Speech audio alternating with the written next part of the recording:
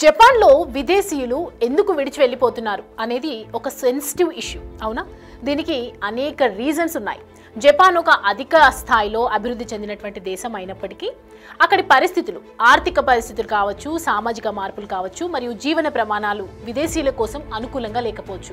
ఇలా అనేక రీజన్స్ ఉన్నాయి. ఆ కారణాలేంటో, అసలు జపాన్ని వదిలేసి ఎందుకు వెళ్ళిపోతున్నారో ఇవాల్టి వీడియోలో తెలుసుకుందాం. Let's get in to the video. ఒకటి, కష్టమైన పని వాతావరణం అని చెప్పొచ్చు.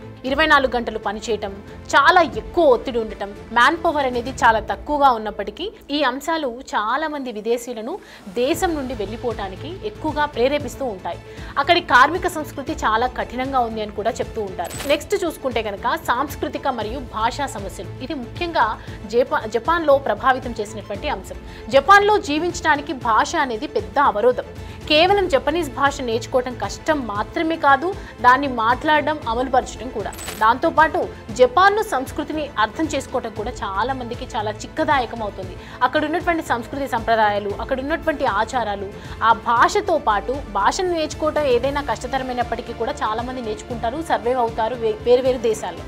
కానీ అక్కడ సంస్కృతిని అర్థం చేసుకోవటం, అలవాటు చేసుకోవటం, దానికి అనుకూలంగా మారటం, దాన్ని అనుకూలంగా చేసుకొని అక్కడ సర్వైవ్ అవ్వటం అనేది చాలా మంది కష్టంగా చెప్తూ ఉన్నారు. అలాగే సాంస్కృతిక భేదాల కారణంగా విదేశీయులు అక్కడ ఆత్మవిశ్వాసం లేకుండా ఒంటరిగా ఫీల్ అవుతూ ఉంటారు. సాంస్కృతిక భేదాలు ఎక్కువగా చూపించడం, జపాన్లో వాళ్ళ ఆచారాలకు తగ్గట్టు ఎవరైనా కనిపించకపోతే వెంటనే వాళ్ళ మీద యాక్షన్స్ తీసుకోవడం అనేది ఎక్కువగా ఉంటుందట. అట్లా విభేదాలు చూపించడం, ఎక్కువగా తారతమ్యం అనేది ప్రదర్శించడం వల్ల ఎవరి వాళ్ళు అక్కడ జాబ్ చేయడానికి వెళ్ళిన వాళ్ళు కావచ్చు, అక్కడ ఉండటానికి వెళ్ళిన వాళ్ళు కావచ్చు, అక్కడ నివాసం ఉంటూ గత కొన్ని రోజులుగా ఉన్న వాళ్ళు కూడా కావచ్చు, అక్కడ ఉన్నటువంటి సిచ్యువేషన్స్ అన్ని కూడా వాళ్ళ ఆత్మవిశ్వాసంని కోల్పోయే విధంగా చేస్తూ ఉంటాయట. ఒంటరిగా ఫీల్ అయ్యే ఛాన్సెస్ ఎక్కువగా ఉండి అక్కడ నుంచి వెళ్ళిపోవడానికి ఇది కూడా ఒక కారణంగా చెప్తూ ఉంటారు. ఇక మరో కారణం చూసుకుంటే జనాభా తగ్గటం మరియు వృద్ధాప్య సమస్యలు ఎక్కువగా ఉన్నాయంట.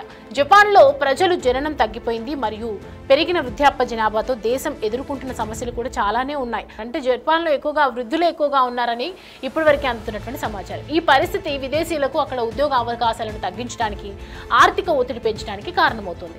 జననం తగ్గిపోయి వృద్ధాప్యమే పెరిగితే అక్కడ బతకడానికి సోర్స్ ఏముంటుంది, ఎంప్లాయీస్ ఉండటానికి అక్కడ సోర్స్ ఏముంటుంది.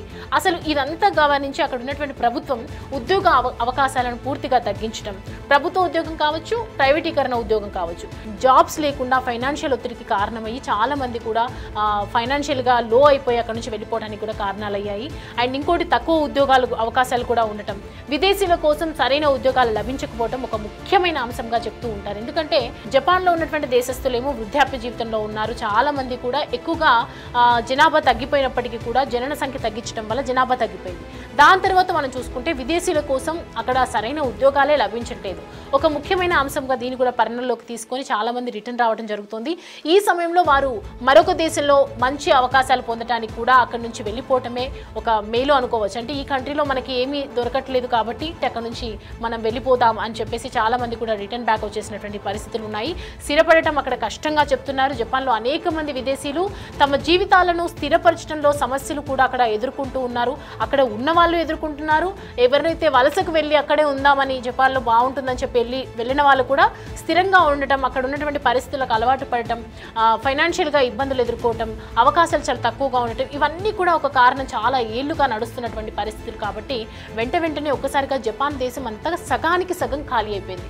ముఖ్యంగా కుటుంబం కలిగి కనుక ఉంటే అక్కడ జపాన్ యొక్క ఇమిగ్రేషన్ విధానాలు కూడా చాలా కఠినంగా ఉంటాయట. దేశంలో నివసించడానికి సంబంధించి ఇటు ఫామ్లు, పత్రాల ప్రక్రియలు చాలా క్లిష్టంగా ఉంటాయి.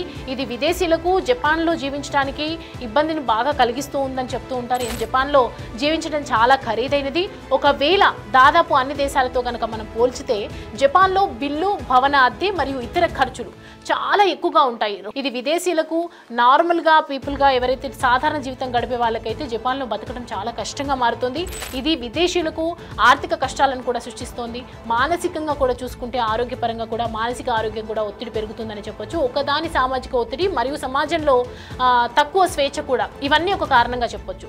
ఏదైతే సోషల్గా మనం ఎదుర్కొంటున్నటువంటి ఒత్తిళ్లు ఎన్నో ఉన్నాయి, అలాగే స్వేచ్ఛ పరంగా కూడా విదేశీయులు మానసిక ఆరోగ్యంపై ప్రభావం ఎక్కువగా చూపుతుంది కదా. అఫ్కోర్స్గా బలమైన వ్యక్తిత్వం లేదా ఒక్కటిగా భావించడం అనే ప్రస్థానాల కారణంగానే విదేశీయులు స్వీయ భావనలో ఎక్కువగా చిక్కుకుంటూ ఉన్నారు. ఇవి కొన్ని ముఖ్యమైన కారణాలు. కానీ ప్రతి వ్యక్తి అనుభవం ఒక్కొక్కటి పరిస్థితి వేరుగా ఉంది. జపాన్ దేశం నుంచి బయటకు రిటర్న్ వచ్చిన వాళ్ళు కూడా కొంతమంది అక్కడ పరిస్థితులు చాలా భిన్నంగా ఉన్నాయి, చాలా వ్యతిరేకంగా ఉన్నాయి. జపాన్ కంట్రీకి మన అందరి కంట్రీకి చాలా వ్యత్యాసాలు చూడొచ్చు మనము.